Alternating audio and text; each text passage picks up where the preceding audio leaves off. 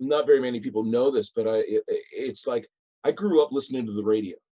And when I was living in Seattle in the late 80s, early 90s, and cats like Alice in Chains and Soundgarden got signed. Those were guys that I used to hang out with all the time, studying the music business and stuff. I prayed that there would be somebody who could do it without a label Mm.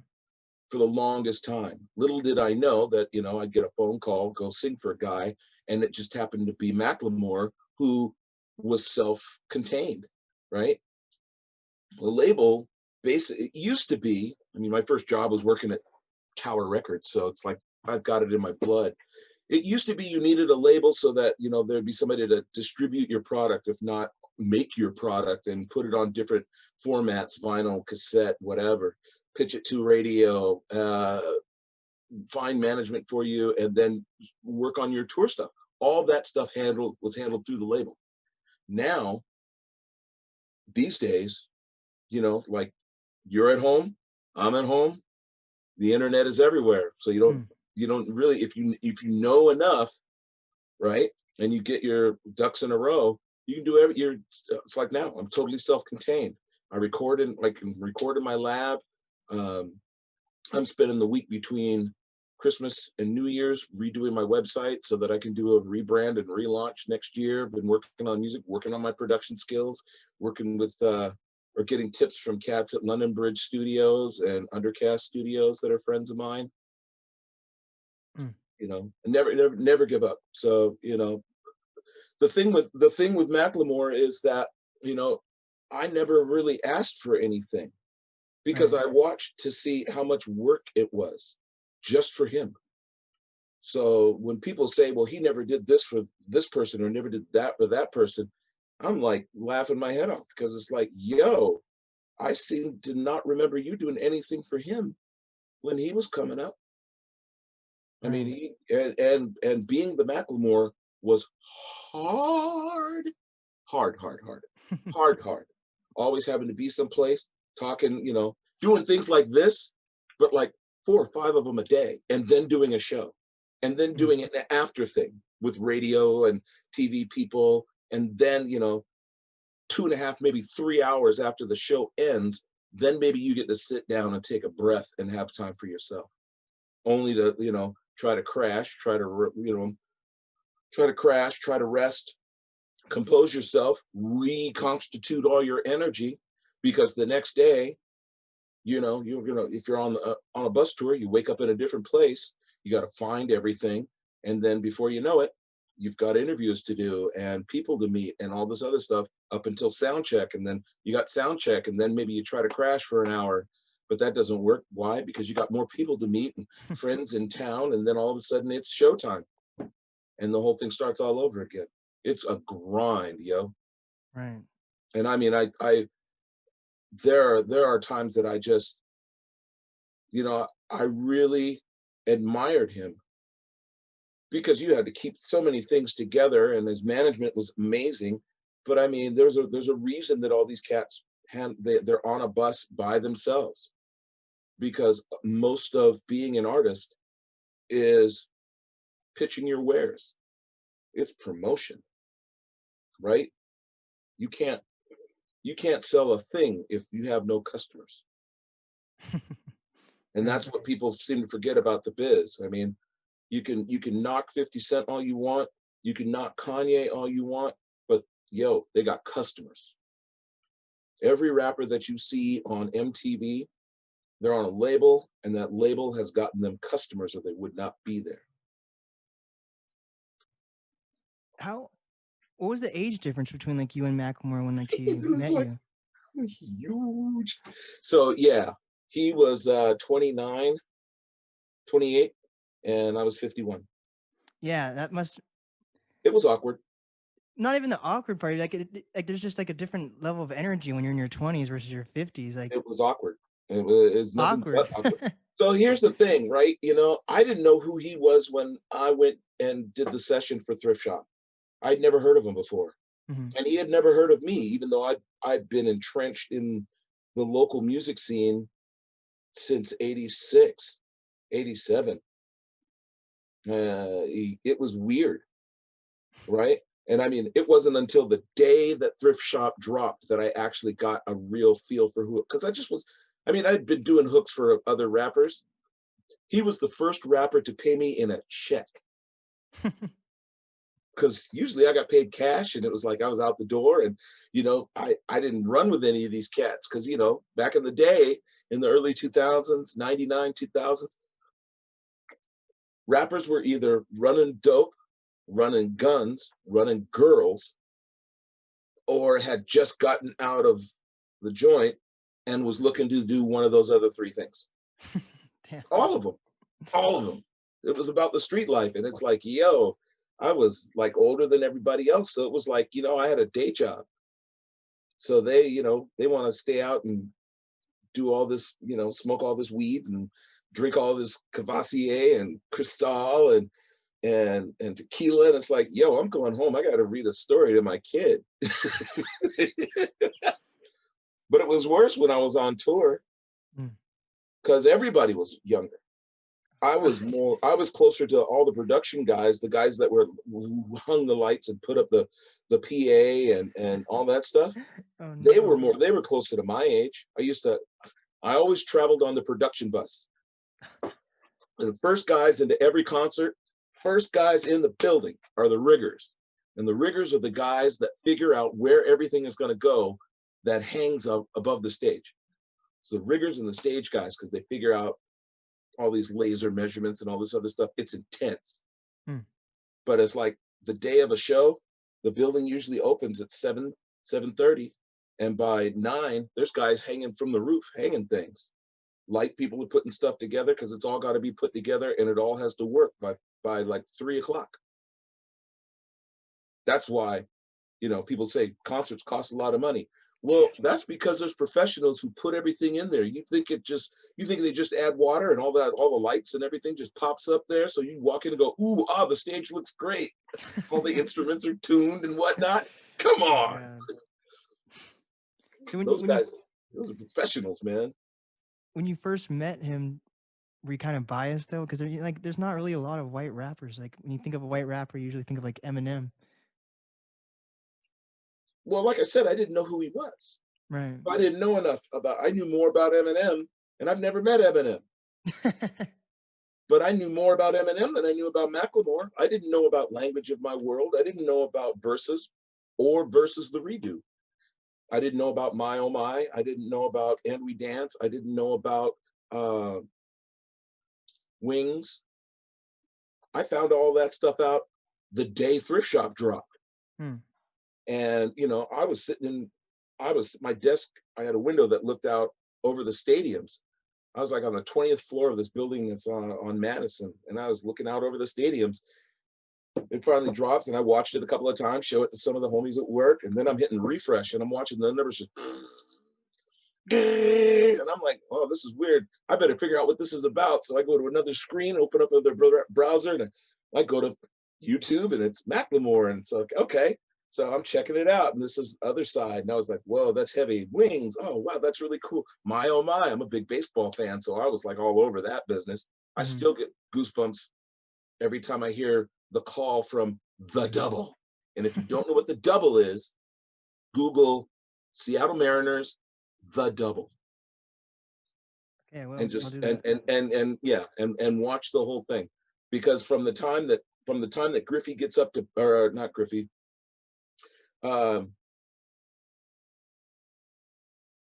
Edgar Martinez is up to bat. I had to hear that every night for a year and a half, 2 years. I heard that call every night. I got goosebumps. But no, I didn't know who he was, and so it was like, that's why I think it was like so epic. Right. Because after we did the small talk stuff, we're just chopping it up. All of a sudden, music starts playing. Ryan's playing the beat, and it's just looped on. And Ben's telling me what the song is about. And it's like, we're kind of doing this goofy song about thrift shopping. And here, I was looking for a singer who sounded like Nate Dogg, because I could just hear Nate singing, he's like saying the words, I'm going to pop some tags. Only got $20 in my pocket. And he's kind of saying it in rhythm to the music. The first thing that popped out of my mouth was, I'm gonna pop some tags. Only got $20 in my pocket. He's like, yeah, like that, like that. And we worked on the second two lines, and this is fucking awesome. Run it back, practice it. Boom, they put me in the booth.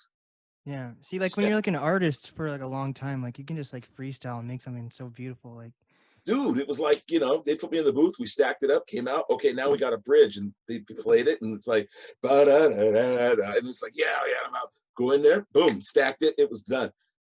Kid you not, from the time that we got done with the small talk, from the time they put me in the booth to the time that they cut me a check and we were all saying goodbye, it was 45 minutes.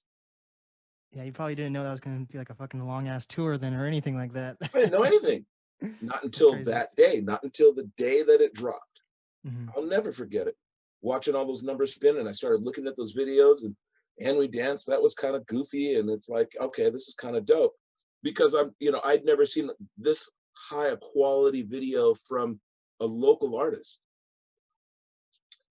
So the thing that really kind of tripped me out was watching Victory Lap. Victory Lap uh, was a video of all this tour footage from them driving around in a van in 2011. Hmm. 2010, playing Bumbershoot 2011, and there he is standing at the front of the stage in front of a packed, sold out, what used to be Key Arena. Oh, I haven't yeah, gotten that new name yet, so I'm just going to say, you know, where the Storm play. They're the championship team, so we'll just be repping the Storm today. Thank you very much. But yeah, it's like I can see all the lights from the phones, and I just leaned back in my chair like I am right now, and I just went, "Oh man, that's not good. That's Hmm. not good at all." And then I started doing a little more homework about, what records had been out and what he had done, and I got Language of My World and listened to it, and from first listen, Language of My World, it was dope. It's the first time I had ever heard a white rapper say, first we took their 40 acres, now I'm taking their 16 bars. I had never heard a white rapper give it up. And, Hmm. in a way, that's what you do. He was paying respect that, basically I just followed what I saw and made it my own. Yeah. Cracking. I just I never realized how big Macklemore is though until like I know he's like a I keep saying this, but like I know he's like a huge artist, but like I've been just starting to do a little bit more research on him because of course he's like one of the main guys from Seattle. Hmm. And I didn't realize he has like billions and billions of views and like he's like top tier artist, even whether you actually listen to him or not. Like I Whether you listen to him or like him or not, you cannot deny you can't deny the proof. Yeah, it's pretty crazy. There are So not there are not very many artists, Macklemore excluded, but there are not very many artists, period, who can tour on one song. that's nuts. Yeah. You got to remember, it's like one song. I've been around the world. I've toured for 2.5 years, been around the world twice. I have a Grammy, I have a Diamond Award, two awards that 98% of all the musicians and artists on the planet don't have, off of one song. That's It crazy. some days, I walk out my front room and I look at it and I go, "Wow, that was really cool." Other days I walk out there and I go, "How the hell did that happen? What Hmm. what how did that work? How did that go?" I don't know. All I So do know is that, that first 6 months well, let's put it this way, between November of 2012 and March of 2013, the world changed. Everything changed for all of us on that record. Everybody. It was over. I mean, it was over. did you get artists? I mean, like, did you get record labels that reached out to you afterwards, or like people looking for like more of like a full body of work before they reached back out? Because like, I'm just looking at like my last interview I just did. This, do you know what TikTok is? Oh yeah. This guy, he had a cool background story, but like, so it's I can't really use him as a full example. But basically, there's artists on TikTok who like blow up after like one song or one dance, and they're getting like record deals. Like, so the guy I just interviewed, he's been making music for like 10 years. He's like 24, so he started when he was like 12, 14. Yeah. And but basically he blew up off of remixing someone else's, like he just added a hook to someone's like produced track. Ta-da! And then but then he like is signed to a record deal Yep. now, like, and moved to LA. I'm like, okay, but you just toured and have a song that has been viewed billions and billions of times, like anthems for football teams, sports Yep. teams, whatever. Yep. So, but what was the next step after that? Like, people, did you get any calls, or how did that work out? This is like some of the most. Now we get into the depressing part. It's important though. I'm looking over to my right, and I'm looking at the gold record. I'm looking at the 7 times platinum in Australia record. When I look over here, I look at the double platinum thing hanging on my wall for Thrift Shop and the Heist, right? And I got absolutely 0 calls from anyone, no inquiries. And I mean, I brought it up with his management because they're going to contact him first, probably.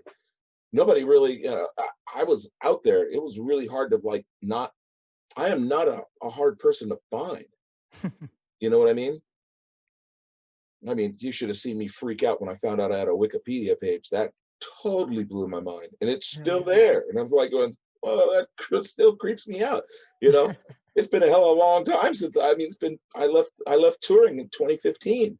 Here it is, 2020, and I still got a Wikipedia page. Wow. Creepy. But to answer your question, not one person. I got not one call. Not from a label, not from a artist management, not from a PR firm, not from anyone who wasn't a kid making music in his basement. Fuck. I know. And I was like, okay. And I mean, in the back of my head, what was always in the back of my head? One song. I like the way you move, but I like the way you move. Woo! The guy who sings that song, his name is Sleepy Brown. Hell yeah, I love Sleepy Brown. Right? Well, see, I didn't know a thing about Sleepy Brown. He was somebody that I always wanted to meet because he was on one song. What the hell happened to Sleepy Brown? He released one record. What happened to that record? Nobody knows. But anytime Outkast tours, Sleepy Brown is out there. And I had to go see them when they came to Seattle. I had to see, Big Boy when he came to Seattle, and then I got it. What's the difference between Sleepy Brown and me? Sleepy was part of a group. Why haven't I gone on to do like bigger and better things? It was great having that opportunity with Mac and with Ben and Ryan and everybody associated with it. But because of the age difference, that was only part of it. It's a dynamic. I mean, I didn't grow up living, breathing, crapping, pissing hip hop. That was Macklemore. A lot of rappers, a lot of rappers. But see, I remember when rap was new. Where there are guys who can tell you, they can do every lyric that Tupac ever did. Drop of a hat. They could say, if it came out last week, they could recite almost every line. Me, it's like the only thing I can do that to is the last verse of The Message. What about Curtis Blow or like Sugar Hill Gang? I remember all of them when they were new. All of them. That's high school, college for me. Hell yeah. Curtis Blow. And I want you to know that these are the breaks. Got the 12-inch over there. Right? Yeah, all that stuff. Rapper's Delight. I mean, I can't tell you how many girls I met because I could say all the words to Rapper's Delight. But, a child is born with no state of mind, blind to the ways of mankind. God is smiling on you, but he's frowning too, because only God knows what you'll go through. That last verse of The Message, man, is cold. And that verse is what I compare all other hip hop to. Still. because it's just so legendary. Mm. That one song is the epitome of what hip hop wanted to be, should be, and to me really is. It's social commentary. That's what hip hop is. Is there any, if you look back on when you like toured with Macklemore and everything, though, is there like anything different you would have done? Like, did you have like your own press team or your own manager, or? Well, I met when we played Cleveland. I'll never forget this either. We played Cleveland, and I was notorious because I was notorious for taking pictures of shows. I've got a zillion pictures because I only sang on one song, and it was usually one of the first 3 or 4 songs that we did. So I got another 45 minutes plus encore. So what am I going to do, right? So I was taking pictures at the Cleveland show, and just adjacent to the soundboard, there's like a pen. It's like, there's an area, pretty wide area. There's only like 6 people in it, 6 adults. So I'm like, what are you guys doing? We're over 21.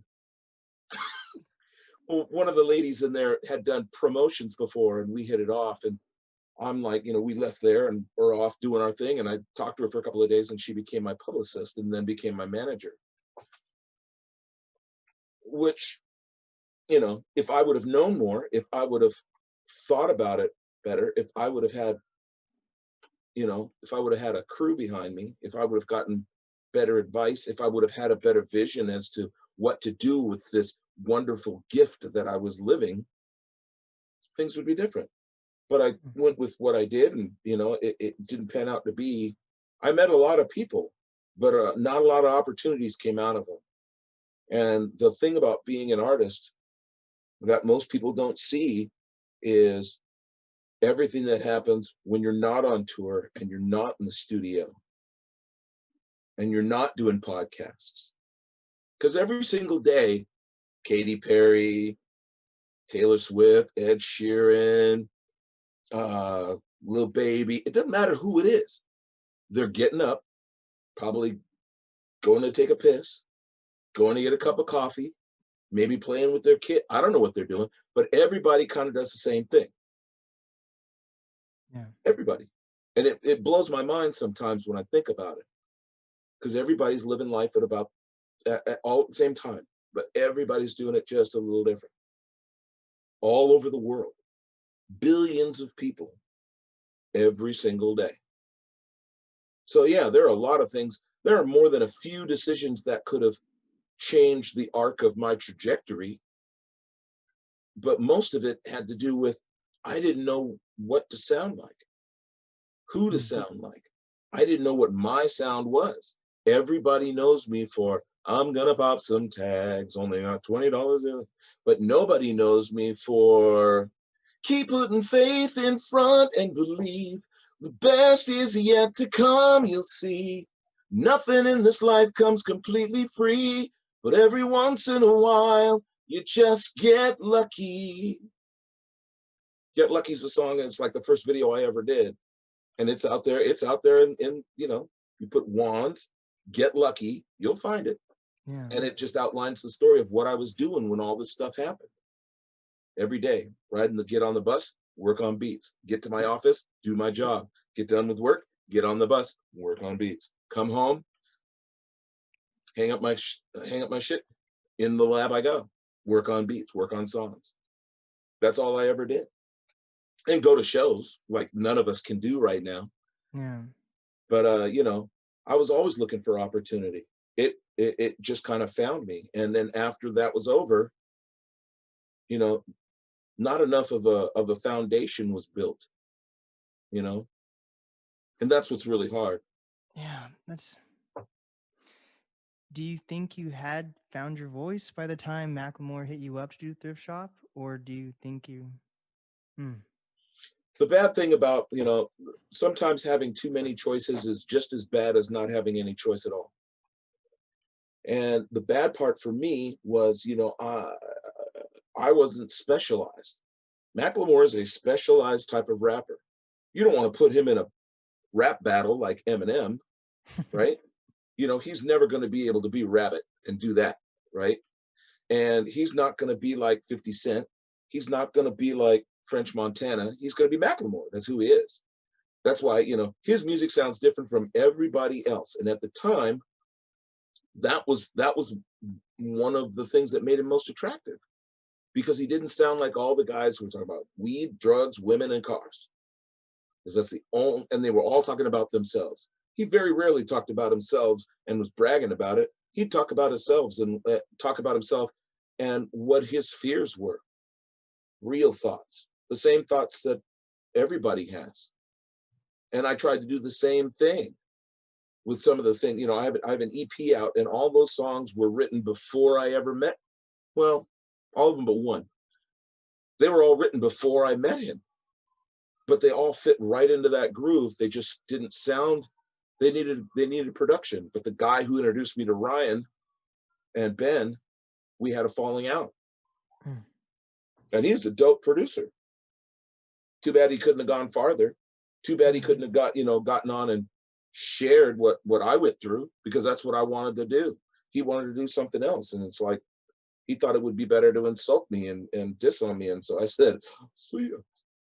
Do you think you got stuck in that Nate Dogg box? Like, you Yeah, have that song Nate Dogg even, and like it was dope that Warren G was even on that song with you, and that shot a music video, nuts. But yeah. like, do you, Typecast. They call it typecast. And some days I feel like Urkel. You know who Urkel is? yeah, Family Yeah. Matters, right? Sometimes I feel like Urkel, because Urkel's never really done anything outside of being Urkel.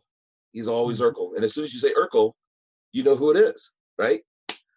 And so, To Nate Dogg came from being on the way to the buses after doing a show in Boston, and we're taking pictures, and thanks for the thanking people for coming, and blah blah blah blah blah, signing autographs, typical shit. And I heard somebody off in the distance saying, "Oh man, he's just trying to be like Nate Dogg. He's just riding coattails." And when I got back to the bus, I thought about it. It pissed me off. So I got in my rack, opened up my laptop. You want to hear me try to sound like Nate Dogg? And I wrote to Nate Dogg about Nate Dogg to sound like Nate Dogg. Sent it back to a couple of homies back here, one of which knew and was friends with Warren. And I had met Warren at South by Southwest when we went down there. So it's not like it's not like I was totally foreign, but it totally freaked me out when all I heard was, "Yeah, save the last 12 for me."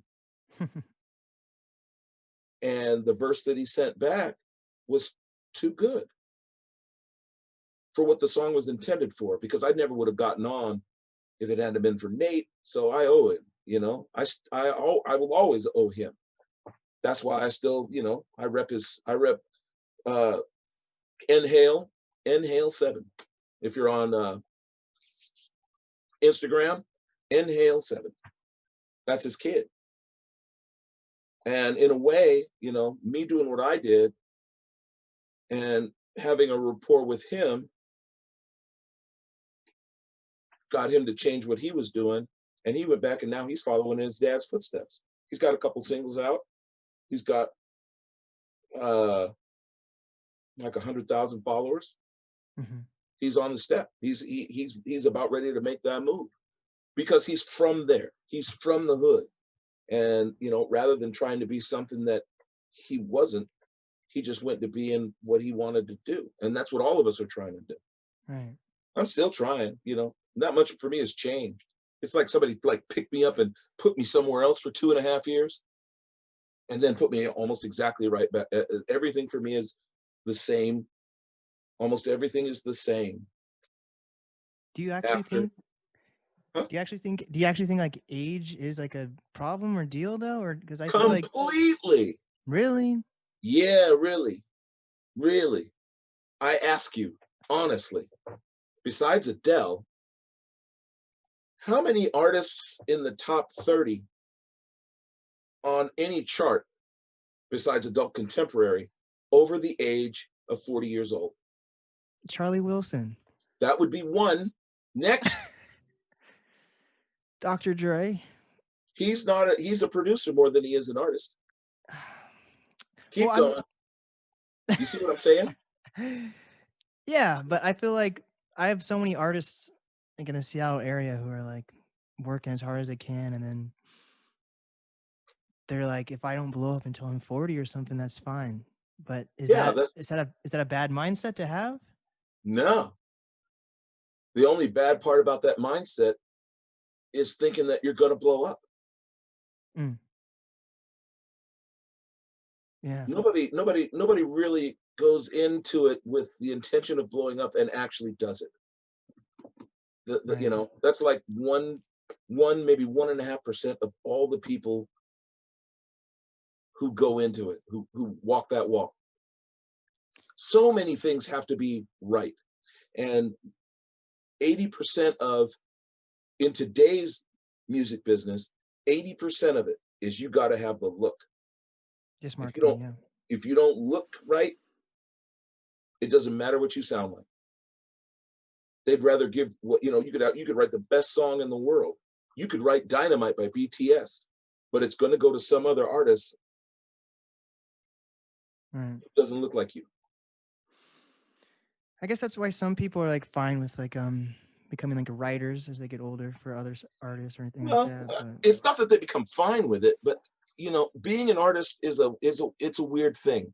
I mean, we're talking today because I still have that same drive. I still have that desire. I cannot not do music. That's why I have all this stuff. Some days I feel like, I'm still trying to learn the drum beat from the Toto song Rosanna because it's hard. And it's like, I know how to play drums, but I'm not a drummer. I know how to play guitar, but I'm not a guitar player. I know how to play bass, but I'm not a bass player. And I know how to play keyboards, but I'm not a keyboard player. why not take I'm in lessons? I'm in between all the you think I'm not? Oh, it's all good. I'm taking voice lessons, guitar Mm, lessons. I pick up things, right? But the thing about being young is you don't have the same time management challenges you do as when you get older. right. Because as you get older, you got to start paying for things. And the older you get, the more expensive things get. And then all of a sudden you meet that significant other, and all you do is hang out with that person, and that takes away from your time. Not a bad thing. That's just the way it is.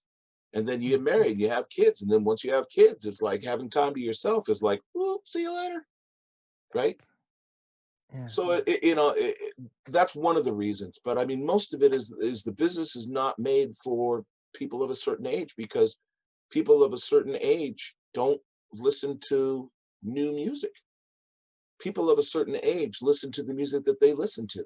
That's why you have your favorite song on the day that you graduated high school will always be one of your favorite songs. Mm, Period.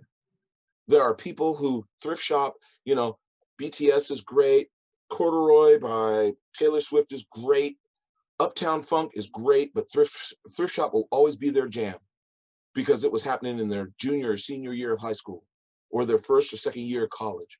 It will always be their jam. hmm.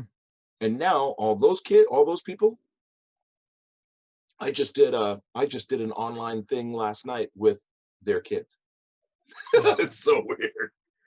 The weirdest thing for me now is like, yeah, I was on this song named Thrift Shop, and I'm talking to someone who's like 8, 9, 10 years old.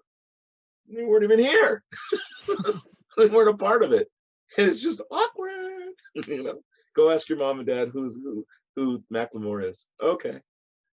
Is it weird to kind of to be like this little like timestamp, or everyone just associates you with something that was like I don't even, like even if you get over it, like if you're able to move on like you have with your like you're actually working in technology again and everything like that. Yeah. So it might be easier for you to move on versus like an actually a Dude. fan who thinks like I didn't even realize I didn't even realize Thrift Shop came out like 8 years ago now. I didn't even think Can you imagine what it's like being me with those damn statues sitting up there? uh, And every single day, Facebook reminds me of what I was doing 7, yeah. 8 years ago. You have no idea. But the same thing happens, the same thing happens to when you were a freshman or sophomore at Mercer Island, right? seniors, juniors, they do the same thing. And whatever they did in high school or whatever they did in college, they're not doing that anymore. They're doing something else. And that's what life is all about, right? You and I are lucky because, there's a thing that we want to do that we can do all the time, right? I have never been out of work for a long time. I've always had a day job. So being able to go back to tech was just kind of natural. Why? Because that's what I was doing before all this other stuff happened. And then 10 years before that, I was driving a delivery van, delivering hair care products all around Seattle and Tacoma and everywhere in between. And 10 years before that, I was working I got out of college and was working at a record store. So it's like I always had something, but the thing that is a constant thread through all of it, all the way back to first grade, at Ursa Minor Elementary School in Anchorage, Alaska, on Fort Richardson, on an October day of 1967. That's the first thing I remember, was singing for a whole bunch of kids, singing songs on the radio because they didn't believe I could sing. But that's the first thing I can remember.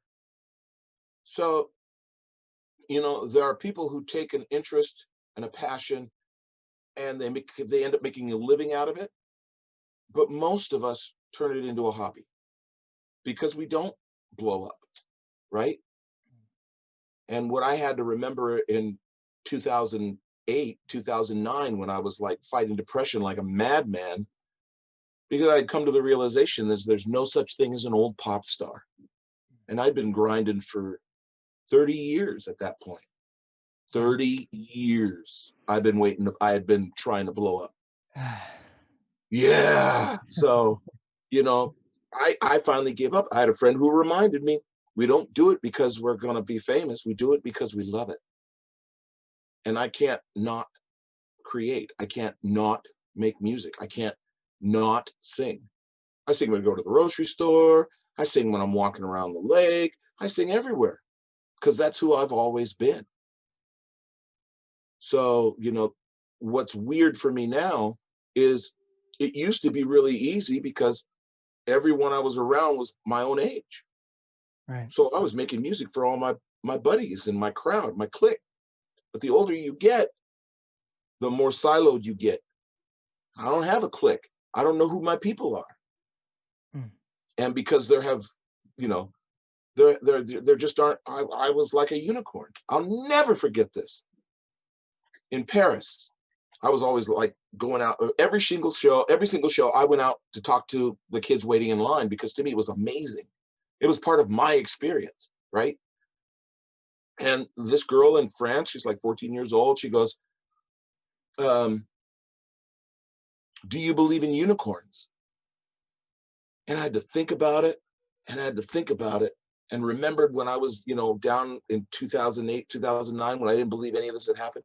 I had to think about 2 nights ago when I was on stage in front of 9,000 people, all of them singing the song that I sung on, and that how I had dreamed about that since I was a kid.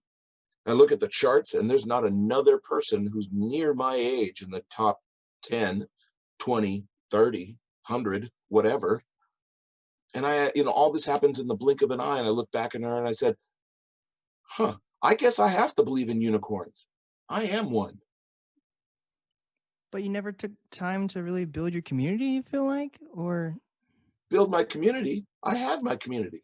Every single night when every single night when the beat dropped on that song for 5 minutes, I was in the happiest place I could ever be. Ever.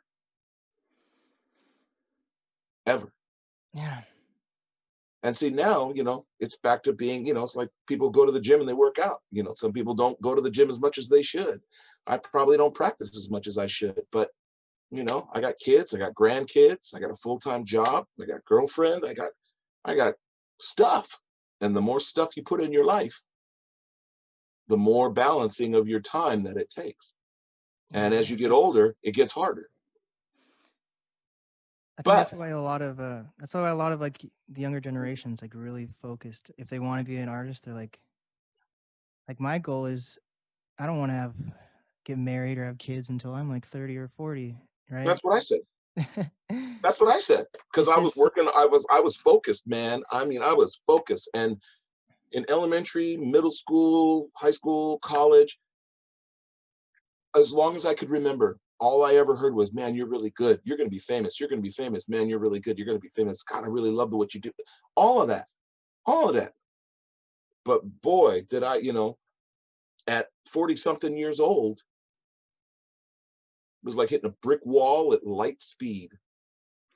There's no such thing as an old pop star. Well, now what do I do? yeah. I just feel like everything is a lesson, right? So what I've learned is sometimes I feel that I let Jesus take the wheel too much. Meaning, I think just because I'm working hard, things are going to come my way because I notice things do come my way when I'm working hard. But it's more like I'm on autopilot. And it's not like I really am taking time to notice that I'm working hard. It's Hmm, just like it's just built in that I work hard yeah. and then things happen So around me. Do you feel that with what you were doing, like you were working hard and this tour and everything you did, it was just like a payoff because you were working hard, but do you think you might have been on autopilot with not being able to like form these managers or this publicist beforehand or anything like that? no, no. I mean, you can drive yourself nuts trying to figure out why this or that didn't happen or Mhm. did happen before. 2020 is, it's hindsight is always 2020, but you know what? There's not a damn thing you're going to ever be able to do to change it. I can't go back to one of the nights that we're playing the Madison Square Ballroom because we played it like a zillion nights in a row, like 5 nights in a row. But one of those nights that we were there, I was talking with somebody's management, right? And trying to make that contact, right? And they asked me a very interesting question. So if I was going to manage you, what would I be promoting? What's your product? Well, it gets back to music business. You can write bars and bars and bars and bars and be a great lyricist and be all deep and socially conscious or funny or whatever. You can be everything in the world, but if you can't present it in a way that somebody's going to want to pay, you're not going to blow up. Mm. People are going to love you. You'll go to parties and you'll like whip out all this poetry and you'll be like sensitive, or girls will go, oh, or guys will go, damn, or whatever, right?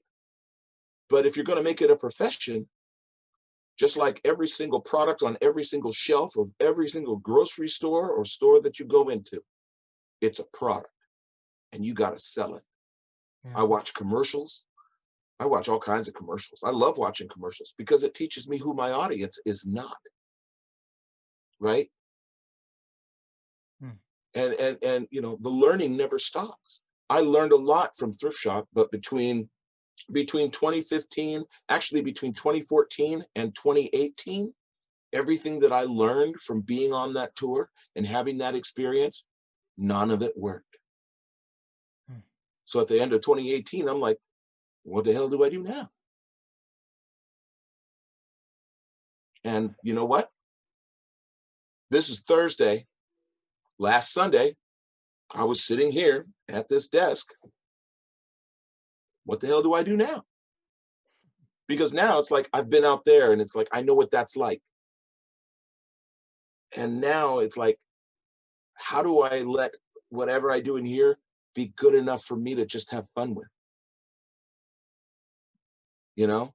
How do I write a song like, I'm in love with the girl of you, da da da da da da da da. You know? I remember sitting on a couch in Belgium talking to Ed Sheeran about that song before he ever wrote it, Right. right? Because he was working on his second record and we were at the festival together and I had met him before. And he's like the nicest guy in the world. And, it's really hard because I think about what did he say? You just have to write what you feel and then feel what you write. Well, yeah, that's easy if you're Ed Sheeran. But what do we not know? We don't know how many songs he writes that don't make the cut, that we'll never hear. We don't know how many days in the studio were complete shit. All we know is what gets presented. All we ever see is the sausage. We don't get to see how the sausage is made. And that's what's really hard about being in the business.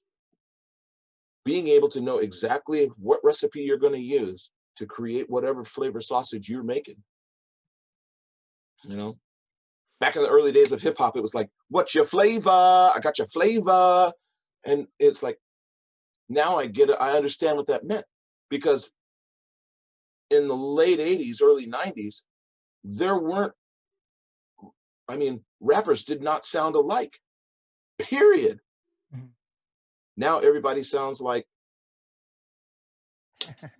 name Yeah, somebody, you know? I feel like yeah, I mean, it makes sense too. Like, I feel like you have a little nostalgia behind you, but I feel like you also like understand that things happen for a reason. I Everything. I feel like there are definitely artists, whether they have made it or haven't made it, and just have a lot of friends that made it in the early 80s or 90s, and now they're up there in their 40s and 50s as well. Hmm. I feel like they're still trying to like chase something without realizing why they did what they did wrong, right? Hmm. So what did it take for you? Like, was there like a specific event or something that it took for you to realize that like you can continue to pursue music, but you actually have to continue to find work as well? Like, I think everyone has to figure out, whether you're old or not, like a balance of actual work and music, right? And I feel like I personally know friends who have been homeless just because they want to focus on music, right? And that's not sustainable whatsoever. So like, what did it take for you to actually realize, you know what, I can't keep waiting for a call? Yeah, waiting for a call. That's 2014. I waited for a call all of 2014 and most of 2015, and the call never came. So when I got back and decided to leave the tour, I got a job. Why? Because that's what I did before all this happened. And I got to eat. I got to have a roof over my. Like I said, I've never really been unemployed. I've always had a job, and that job was the means to an end. And that end is making music and performing. Period. Still is, Mhm. right? Even now, it's like, I see lots of friends online. They're doing their shows online, and I'm sitting here going, "Oh, gee, Wanz, why don't you do a show online? Why don't you write a song so you can do a show online?" And go round and round and around chasing my tail, right? Because I still get caught up in the business of it, and I'm not good at it. So I keep doing what I do, and maybe I'll meet that person who is good at the things that I'm not good at. That's it, that's any squad, any squad group of people, any group of people, they hang together because they complement each other. And in a time of COVID, it's really, really difficult to find those people because everybody's entrenched in their home, working from home. Yeah. It used to be, I go hang out at a club, and it's like I get together with the DJ, and the next day we're talking and he sends me a beat. And then the next night, I'm at his place and we're working it out. And then he has another show on the weekend, and boom, we're performing the song. Yeah. But now that there's no place to play and everybody and their dog is on the internet all day, people don't want to be on the internet to see a show. They're tired of it because, I've been online for 10 and a half hours, right? Yeah. Yeah. So, what am I going to do? I'm going to do what I learned how to do. What I learned, in fact, I got to plug. Most people don't know that I have a book. You can order it over Amazon. It's pretty cheap. It's like $10. It's called #The Book of Wands, all one word.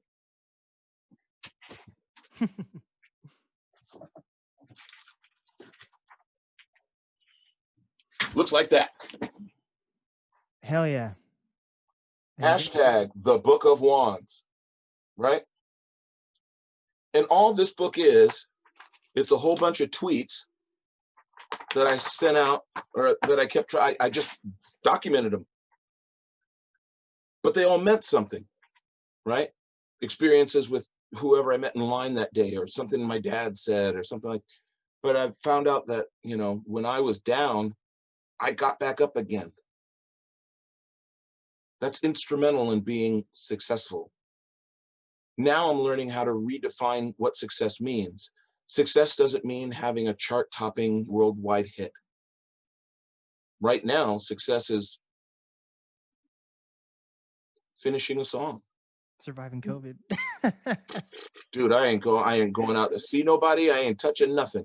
It's like, I've been trying to get up not the courage, but I've been trying to make time to go shopping for the last 3 days. Yeah. Somebody's going to get that shit, but it's not going to be me. And that's the story of my life. It's going to happen to somebody, but it's just not going to be me. Oh God. Hey, Oh man. I gave up drinking in 99, and in 2003 I started noticing it's like, wow, when I come home like from being out and stuff like that, and there's people pulled over doing the field test, and I'm like driving by going, told you it wasn't going to be me. So it's going to happen to somebody. It just probably isn't going to be me.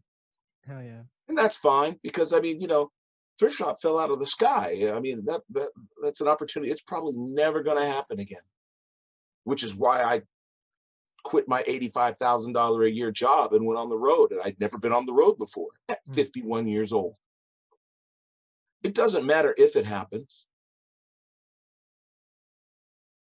Well, I take that back. It doesn't matter when it happens. It only matters if it happens. Because if it doesn't happen, did it really happen? Could it really happen? The wondering will kill you, right? And this is 80% of my day is trying to, I'm still in my mind, I still chase my own tail thinking about things. Now, if I hadn't have done this, would this be different? And then if something sort of familiar comes up and I recognize it in time, am I going to make the same decision? For all I know,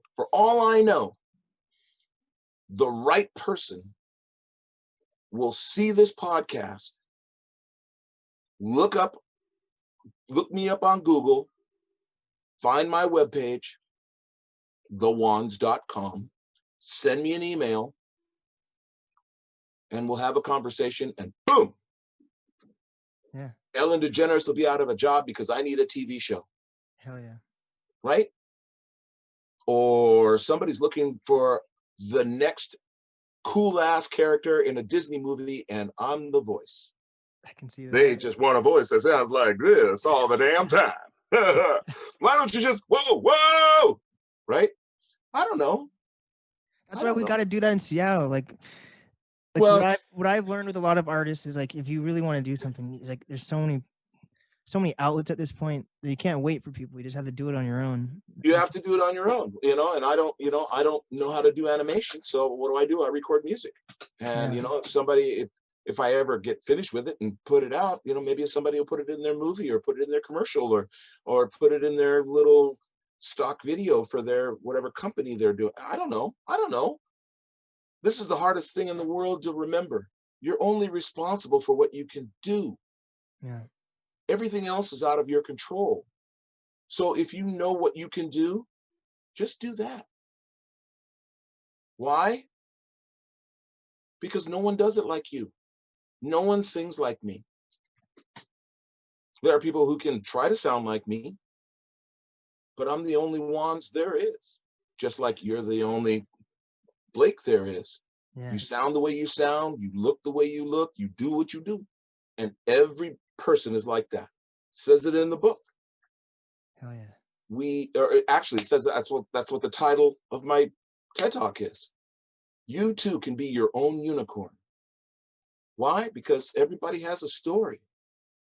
Everybody got exposed to mine, but what about that person who doesn't have that shot, right? They could be the star football player one day, end up in a wheelchair the next.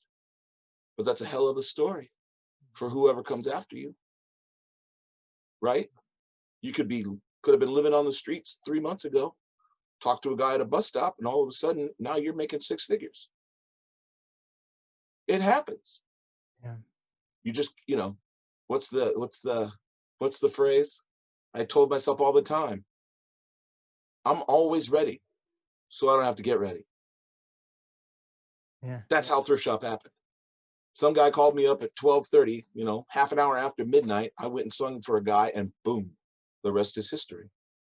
But if I hadn't have answered the phone, if I wouldn't have gotten out of bed, there's so many places it could have gone wrong, right? But it didn't. It happened exactly the way it was supposed to.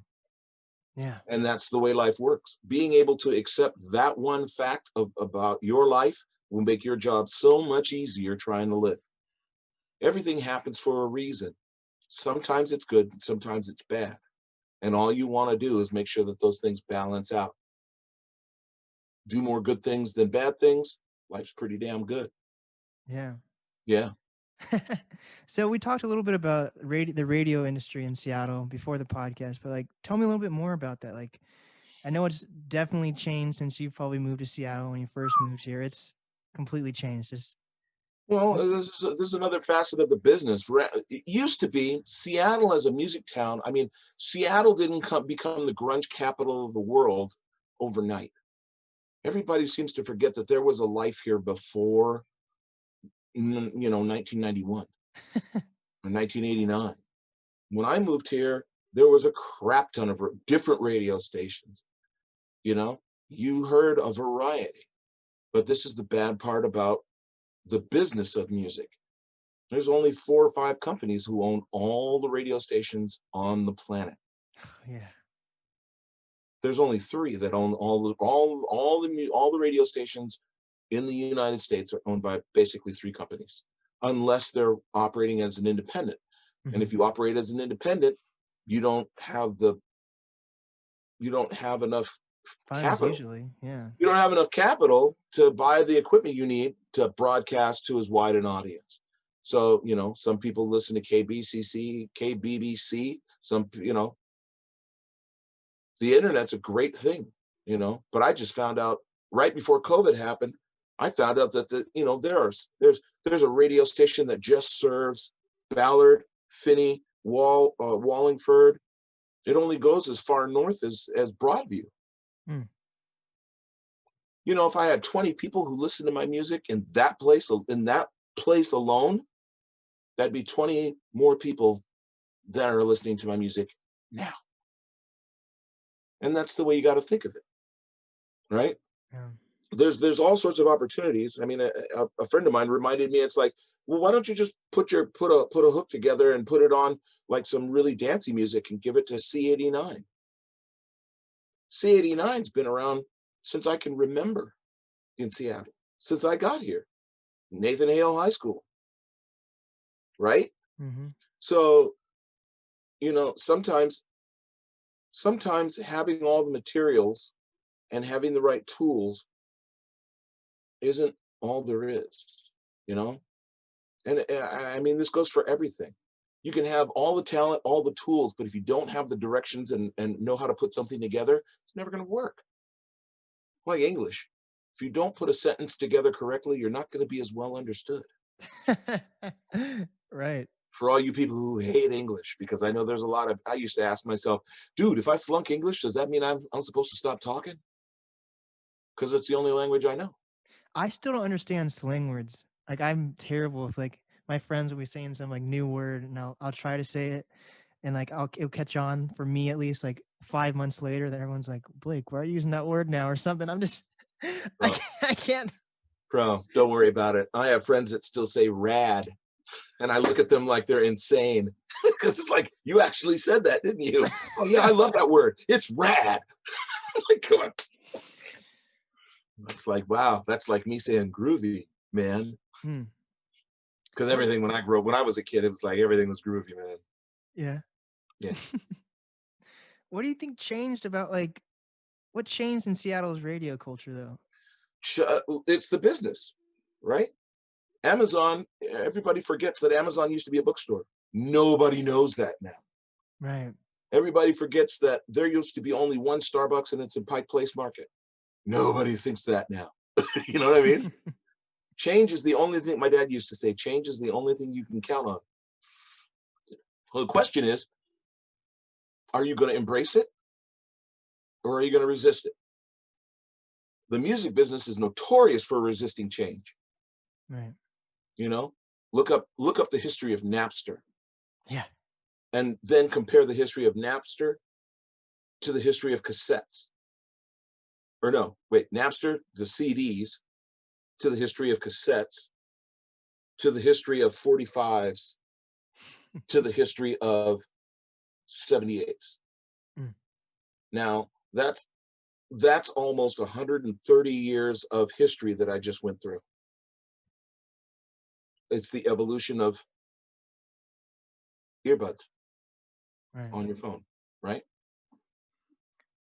Maybe the reason why, because radio must have totally digged like Nirvana and all that stuff. They No, no, probably no, no, no. The business of radio is predicated on music. right. Music, right? Music doesn't go anywhere unless there's people to purchase the music, right? The whole concept of radio was playing something to get people to listen so that in between sets of music they could play commercials and people would, you know, they would buy time on a radio station so that people would listen to commercials and go buy the product. Right. That's the only reason radio ever existed, Hmm. was to sell things. Music was just, that's why you listen to the radio, so that you could hear your favorite song. I mean, the world is so much smaller. Could you imagine if there was no internet? Yeah, we can't do that nowadays. Yeah, but answer my question. Think about it. You're in a generation, you've never known a world without an internet. You've never known a world without a portable phone.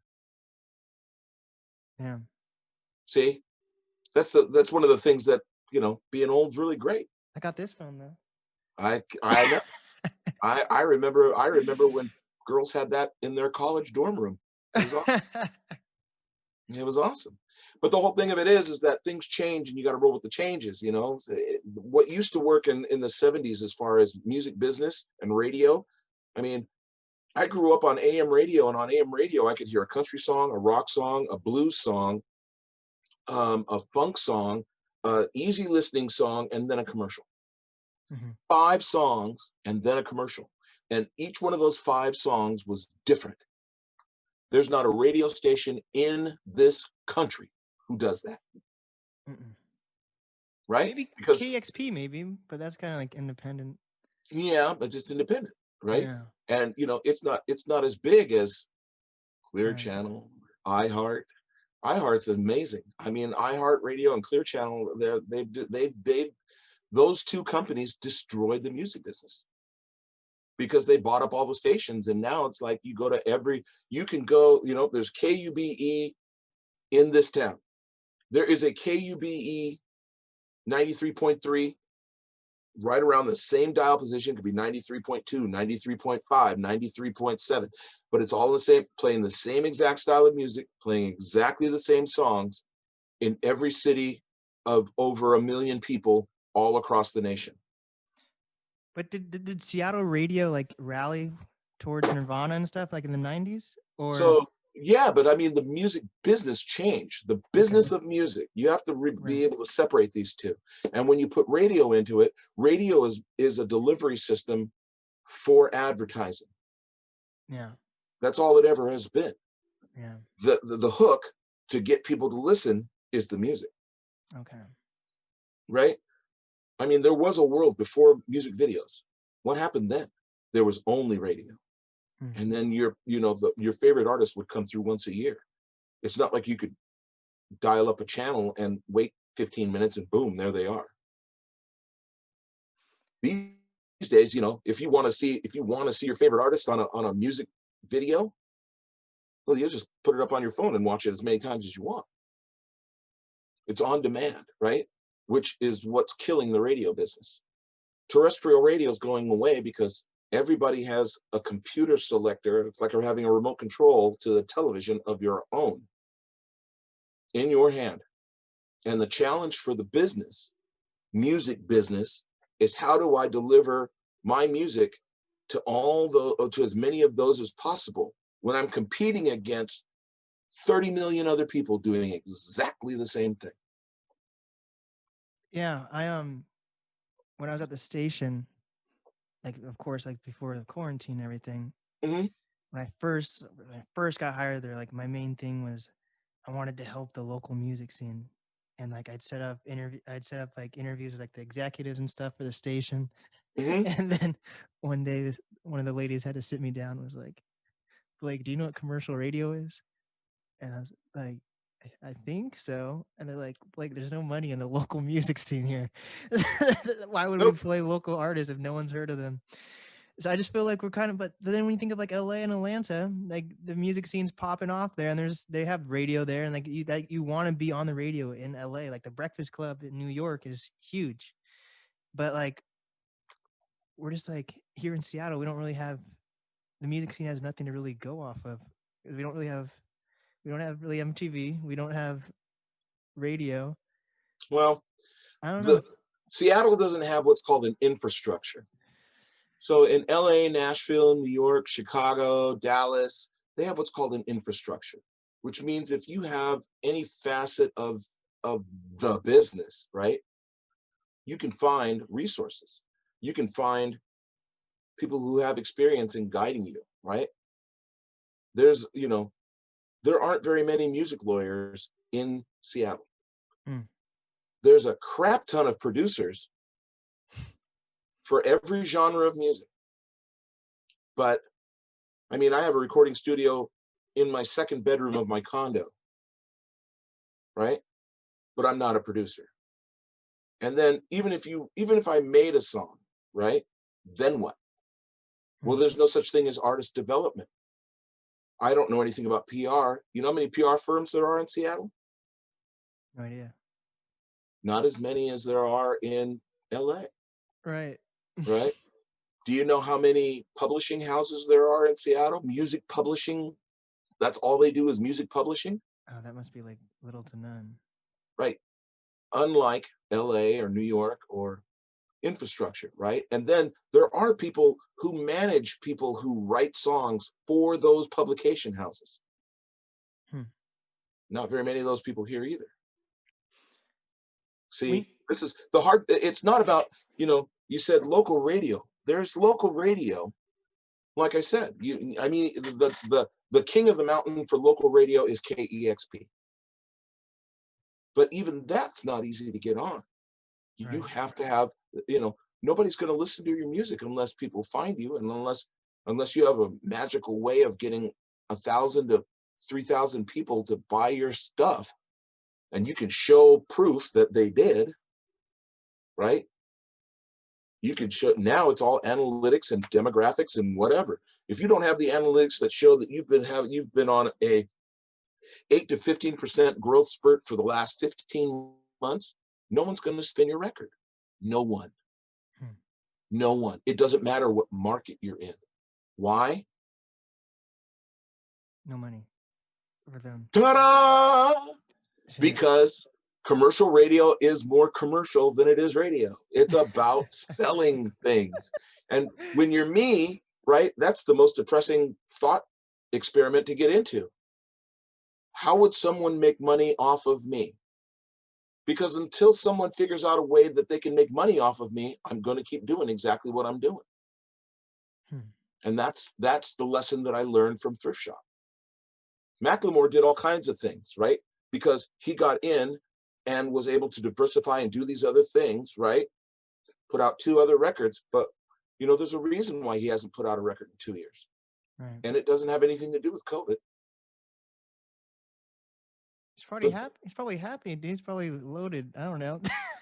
I mean, he's happy because he's got 2 little girls to play with and they're dynamite. But I mean, Oh yeah. he like me hasn't stopped creating. He like me has a studio in his house. He's Right. been writing songs and he's on another level. He doesn't have to wonder if it sounds right.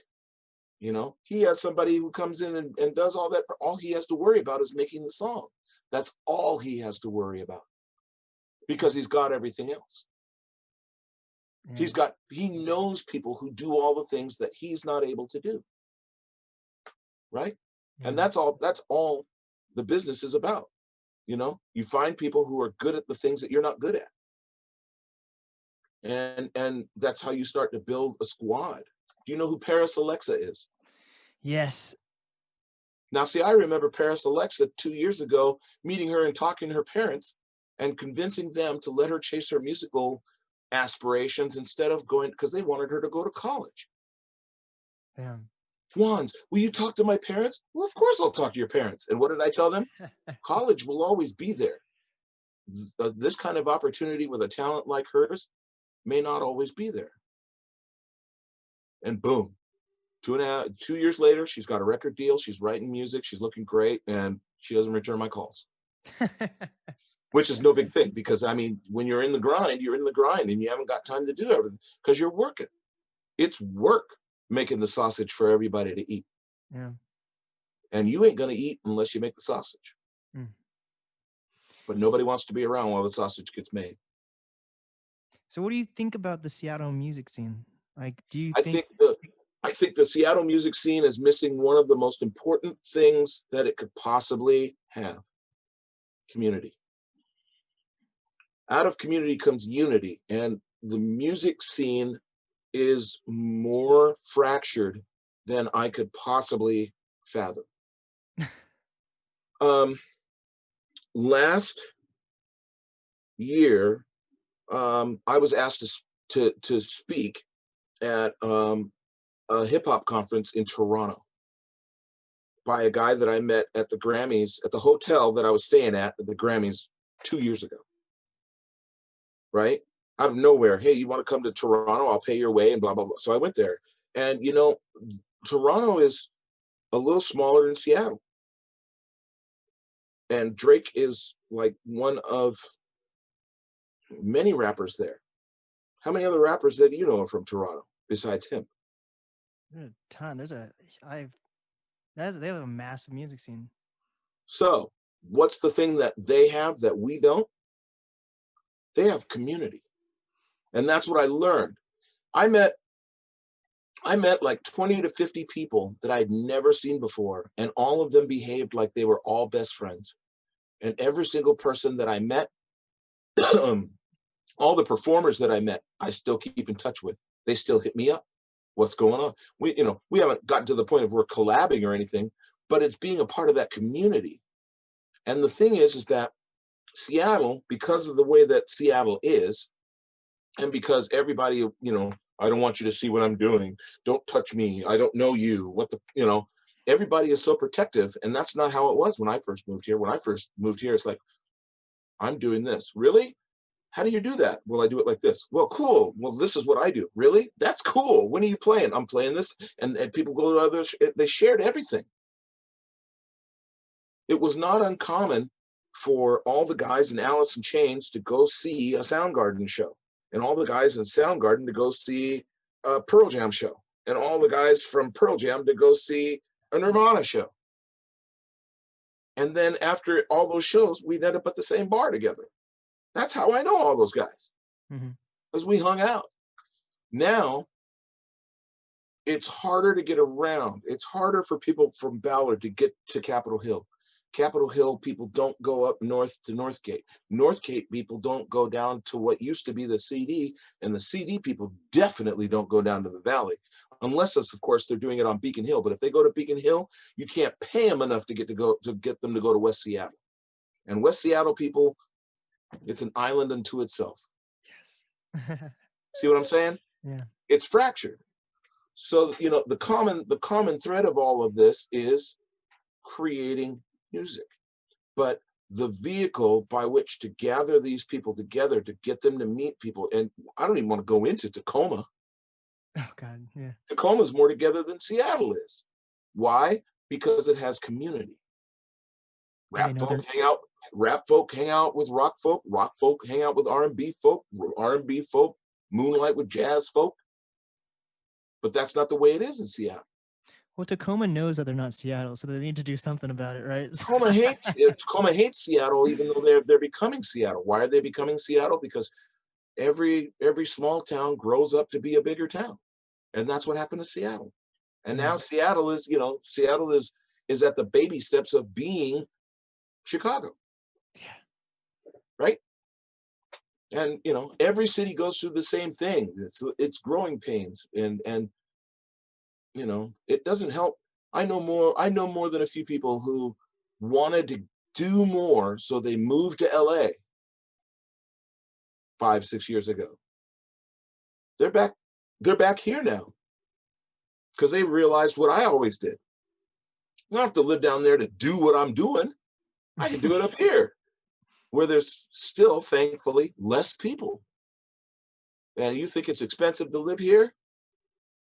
Don't even think about going to the valley or the bay. Jesus. There's a good percentage of people who live up here because it's a bargain compared to living in the bay, anywhere around San Francisco. So, make the best of where you are. Because greatest movie, Buckaroo Banzai. Greatest line of the movie, no matter where you go, there you are.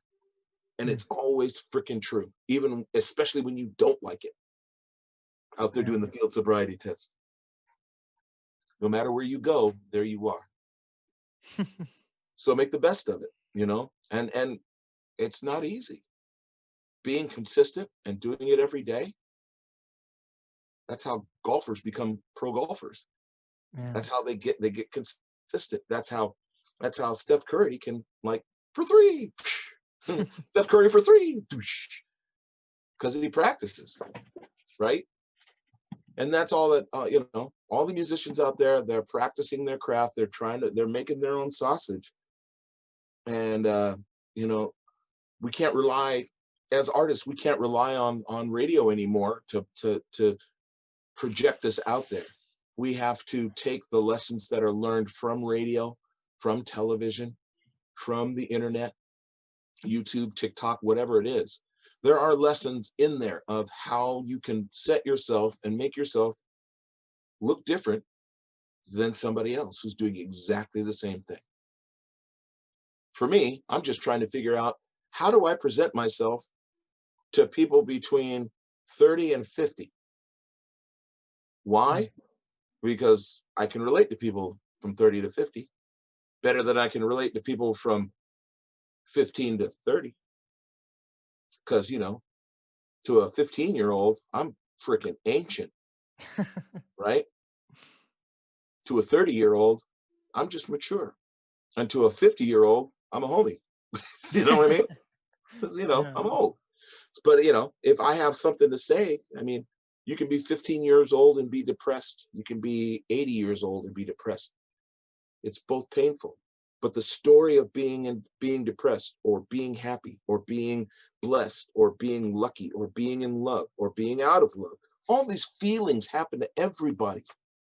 And as creatives, our purpose is to figure out how we can put words together with music and present it to somebody who goes, yeah, yeah, yeah, say that again, yeah, right? That's it. It's that simple, but it's that hard. that's that's the catch. Always a catch. So with this whole pandemic, everyone's taking time to learn more about themselves. Hmm. What's something that you've learned more about yourself throughout these past few months?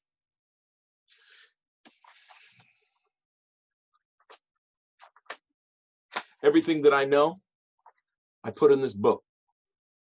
And almost every day, I relearn what I put in this book. One of the things that I put in this book is the answer to your question. The answer to your question is, we are much more than we tell ourselves we are. That's what I've learned. I am much more than I tell myself. I am on the constant search to find that person other people see and like and want to be around. And when I find that person, we hang out, we have fun, and it's awesome. When I can't find that person, it sucks balls. Yeah. But, here's the weird thing. I am that person. And you can't get away from yourself. You can never run away from yourself. And until you get comfortable with that person, it's hard to deal with anybody else. It's true. I'll say it. That's been my experience. Right. But I guarantee you, the one thing that everybody who's like hearing and watching this has in common: when you're not happy, the world's not right. When you're happy, the world's right. And when you're in between, you're either going one way or the other. So the trick is like, take all the stuff that you get when the world is right and remember how you got there. But never forget that you're going to go the other direction. And be happy about it all. Because some people don't make it as far. They don't make it to the moment that we're at right now. Some people don't make it. So if you've made it this far, can you go farther? Can you go an hour farther? What about a day? What about a week? Can you do another month of lockdown? You did it last month. Why do you think you can't do it another month? See, this is the thing these are the other things that I go through. I don't mind being home alone. Why? I live alone. You know, I have a place that I don't mind being because, I have more than some, less than others. And even a knucklehead with pushing a cart on the street can say that, because everything in that cart is that person's. And there's somebody worse off than that motherfucker, right? So anytime that you don't think that you have enough, look at what you have. These are some of the ways that I cheer myself up. Before I go to sleep, turn off all the lights and everything. And then in the dark, I could see a lot of, you can always see something. Look around the room. Everything in that room is yours. Oh, that bed you're sleeping in? Bet you own that too. Yeah. And if it's not, at least you get to use it. Yeah. Not everybody can say they have a bed to use. Maybe you need to start a podcast. Maybe that's what you need. Dude, I would if it were my calling, but it's not my calling. One time Macklemore said, "You're like the male Oprah." And I said, yeah, I pay attention. I learn. And, just like 1 and 1 equals, everybody learned that, but there was a time when you didn't know it.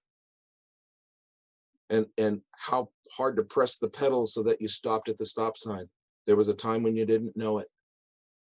And do you bite the lemon first or lick the salt first before you take a shot of tequila? There was a time you didn't know it. So what is actually wrong with being wrong? Being wrong gets you closer to being right. And nobody's right all the time. Right.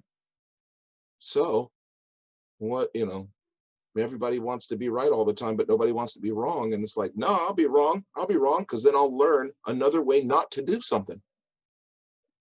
And if I share that with somebody, maybe I can save them from going through the experience that I did. Because I didn't like it. Been to jail once, never been back since. Didn't like it. So any chance I get, you don't want to go to jail. Trust me. Right? You'd rather be sitting third row at the Grammys. I know what that's like. Nothing says weird like going over and going, "Ed, Sharon, how you going?" And he goes, "Wanz, good to see you. Have you met Taylor?" "Taylor, this is Wanz." And it's Taylor Swift. And inside of your brain is going, "Oh my fucking God." And then you say, "Taylor, it's nice to meet you. I'm Wanz." And she says, "I know. I read about you." Oh, man. Dude, you could definitely do a podcast. I think you would enjoy it. Or like, yeah, well, I'm an entertainer, I can entertain. That's why, people have tried to talk me into going to radio, and that's not going to happen either. But podcasts are something that you just do, and it's like a diary, like it's like recording your just thoughts. Yeah. It's like music. Who wants to listen? If you don't know who wants to listen, yeah. That's the whole thing, though. That's what's it's like. That's the game, figuring out who wants to listen. Like no one really has to listen. Like if my podcast never goes anywhere, like I just talk to people and I enjoy their company. That's all that really matters, you know? Yeah, well, I can't always say that I enjoy people's company. I enjoy yours, but and like I told you before, it's like you're not going to need many questions because I tell stories, right? So this whole hour and a half does not feel like it was an hour and a half, Nuh-uh.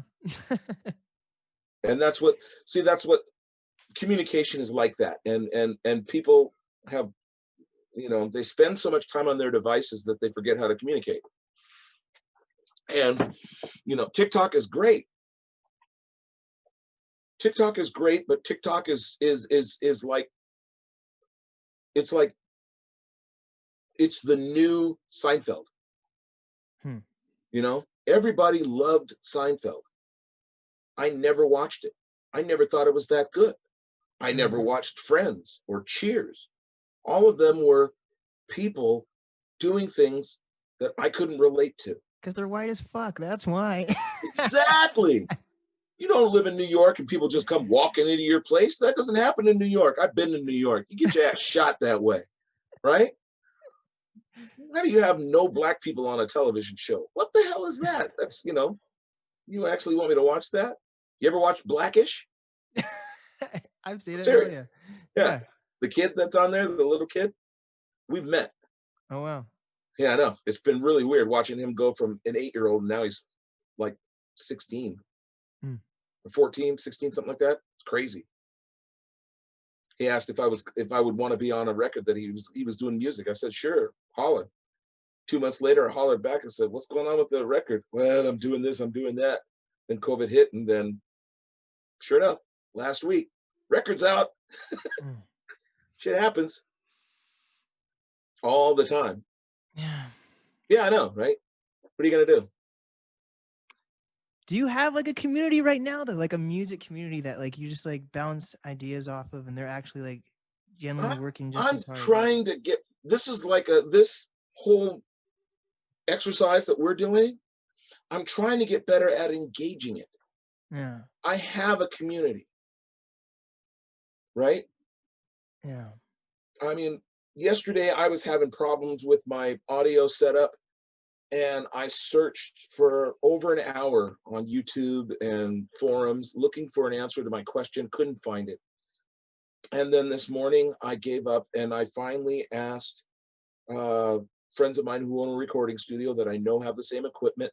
I asked them, and one of them said, let's do FaceTime. We did FaceTime. And he says, we went through this and show me that. And so I showed him, and he goes, okay, now show me this. And sure enough, it was one of the stupidest things ever. I just had things plugged into the wrong outputs. That'll do it. That'll do it. But he and I said, thanks for putting up with my stupidity. He says, hey, at least the power was on. That's community, right? But being vulnerable like that, vulnerability is the greatest superpower ever, that I think a lot of people have lost because they're too afraid of what somebody's going to do with whatever they show. Yeah. You know what I mean? And I've learned, one of the other things that I've learned is humans are hella resilient. I mean, think back to 8th grade. 8th grade was horrible. Nothing fit right. Nobody liked you. You couldn't keep pimples off your face. Girls were scarier than shit. Guys were weird, stupid. It was hilarious. And I use 8th grade as an example because I have a granddaughter, and all last year, that's all she could talk about. We'd hang out once a week. How's school going? I hate it. 8th grade sucks. Nobody wants to help anybody. I learned. It's like, you know what? I'm going to keep being engaging. I'm going to keep being vulnerable. I'm going to keep putting myself out there. Because when I have not put myself out there, I haven't gotten as much as when I have put myself out there. Right? Yeah. So baby steps, a little at a time. It's a little more challenging in this time of COVID, but Yeah. There are all kinds of things out there. And Zoom is great because you don't always have to turn on your camera. Right. But that does, that doesn't, you can just sit in and listen to other people talk. You don't have to, you get to control what you get to control, which is the blessing and the curse. Just like choice. Choice is the blessing and the curse. Yeah. It's the key to all your happiness and the reason for all your failures. Choice. So just gather as much information as you can, make the best choice that you can, learn from whatever the outcome is, and move on to the next. Because, time doesn't go backwards. Water does not flow upstream. Rain does not go from the ground to the sky like it comes down. It evaporates. Yes, I know. But, you get the idea. Gravity is gravity. Gravity is the most consistent thing ever. Yeah. So be like water. Be like water, be like gravity, be constant. Yeah. Constantly be seeking a better way of doing whatever it is. There's a better way to make scrambled eggs. There's a better way to tie your shoe. There's a better way to wear jogger pants. There's, and you'll never get bored. I love it when people say, oh, there's nothing to do. No, there's nothing you want to do. Yeah. There's a difference, Yeah. right? Yeah. There's a difference. Be honest, if you don't like something, don't like it. You don't have to. You get to choose. Mm-hmm. And if somebody doesn't like it, sucks to be them. They don't know what it's like to be you. But just remember, you don't know what it's like to be them. Yeah. And you're even. I'm pretty proud of our music scene, though. Like, whether we're not completely all together, I feel like. Well, nothing's perfect. It's made by humans. So, the best thing you can never do is do the best that you can. Maybe you'll inspire somebody to do the best that they can, and then things will get better. Yeah. Maybe things will get worse. You don't know. Right. You don't know. No one does. What I'm learning, what I'm practicing, is I'm practicing engaging, because I can't just sit back and wish it were this way or that way, or if I bitch about something, if I don't like something, what am I going to do to improve it? And then I can, it sounds corny, but I want to be part of the change that I want to see, and I'm still trying to figure out how I want to do that. How do I, this is my way of engaging with everybody else. But, if you go to @TEEWANZ on Instagram and you send me a message and you ask me a question, you're going to get an answer, unless it's completely stupid, but I won't know because, I didn't ask the question, but I always have an answer. This is a resume for you. This is what it is, It's looking cool. Always send me the link and I'll put it out there, and then let whatever happens, happens. Because that's the way the universe works. Hell yeah. The universe is always listening. So what you put out there, some of it comes back. It may not come back the way that you want it, but then again, you put it out there. Remember? Choice. Yeah. Choice. And that's the blessing and the curse. Hell yeah. So, it could happen. It could not happen. I don't know. All I can do is what I can do. And everybody's like that. And, the challenge is figuring out why there's not the courage to do more.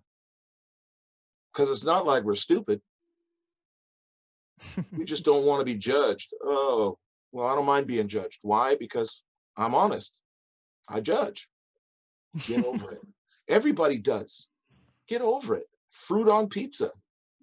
Everybody has an opinion. I'm just saying. It's not bad. I don't think it's that bad. No, some people think it's the devil's anus, but you never know. Devil's anus. Right? But the whole thing of it is, you didn't get this far by playing it safe. At some point, you went a little outside your comfort zone. Yeah. And, Macklemore was really good at trying to encourage others to get outside of their comfort zone. Because he learned something more about himself when he did that. And I learned something more about myself when I did that. Right? Not all those lessons were fun. some of them still have left scars that are going to be with me for the rest of my life. Damn, that's dark. That's kidding. That's kidding. No, I get it. This has been great, man. Like I like to interview every range of artists, and I feel like I don't know, like I said, I don't know you personally yet, so I'd have no idea how much or how little like self growth you've done, but it seems like you definitely are taking steps to Bro, understand your self growth. Like I that's always wrote a important. book. Hell yeah. It's like, did I tell you I wrote a book? Right.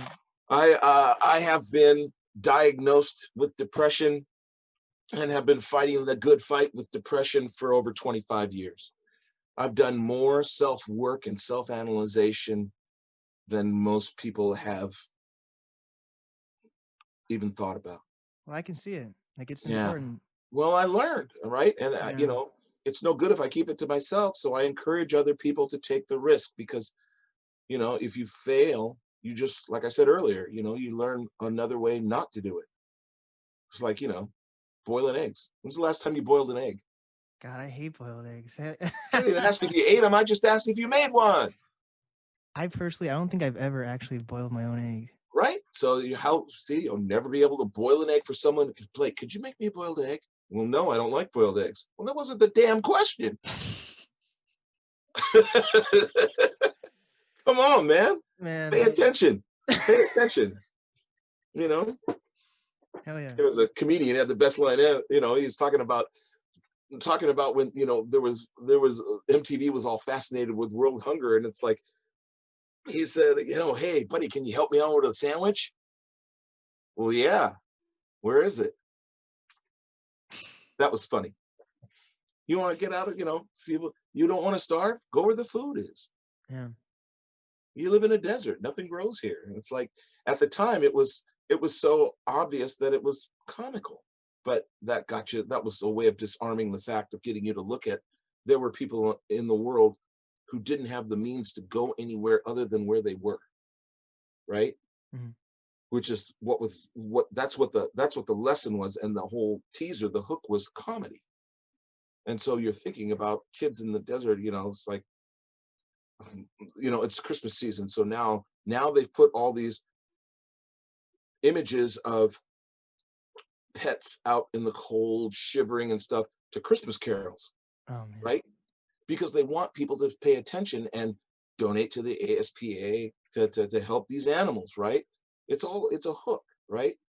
There's some people who don't like dogs. They could care less, right? But there are some people who's like, oh my God. And they're giving their $20 a month, you know, and they got their shirt that says, I gave to blah, blah, blah, blah, blah. Right? Yeah. You don't know what it is. Nobody really knows why they do the things that they do. They just know that they do them. Most people don't even think about it. They just do what they do. And it's like, eh.